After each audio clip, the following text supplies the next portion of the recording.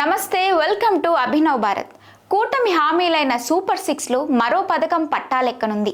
మహిళలంతా ఎప్పుడెప్పుడా అని ఎదురు చూస్తున్న మహాశక్తి పథకం ఈ ఆగస్టు 15న స్వాతంత్ర దినోత్సవం రోజున ప్రారంభిస్తున్నట్టు మంత్రి రాంప్రసాద్ రెడ్డి చెప్పారు.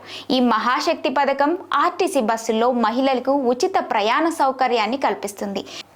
గత ఎన్నికల్లో తెలంగాణలో కాంగ్రెస్ ఇదే హామీని ప్రజలకు చెప్పి అధికారంలోకి రాగానే అమలు చేసింది.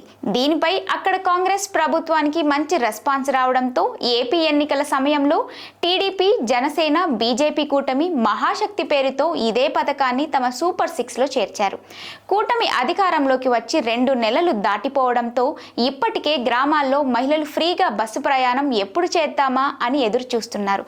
ఈ సమయంలో ప్రభుత్వ ప్రకటన వారిలో సంతోషాన్ని నింపిందనే చెప్పాలి. రాష్ట్ర వ్యాప్తంగా ఉన్న మహిళలకు ఈ సౌకర్యాన్ని అందించడానికి ప్రభుత్వం 18.2 కోట్లు ఖర్చు చేస్తున్నట్లు మంత్రి తెలిపారు. ఆర్థికంగా వెనుకబాటుతనం ఉన్న కుటుంబాల్లో మహిళలకు మేలు చేయడానికి, వారికి చేయూత ఇవ్వడానికే ఈ పథకం తీసుకొస్తున్నామన్నారు. స్కూలు విద్యార్థినీలు మొదలు ముసలివాళ్లు వరకు అందరికీ ఈ పథకం వర్తిస్తుందన్నారు.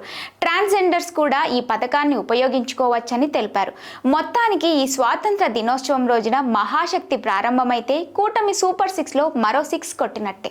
నాయకులారా, మీ పనితనం మీ అధినాయకులకు తెలియజేయాలనుకుంటున్నారు. ప్రజలారా, మీ సమస్యలను మీ నాయకులకు తెలియజేయాలనుకుంటున్నారు. ప్రజా సమస్యల పరిష్కార వేదిక మీ అభినవ్ భారత్.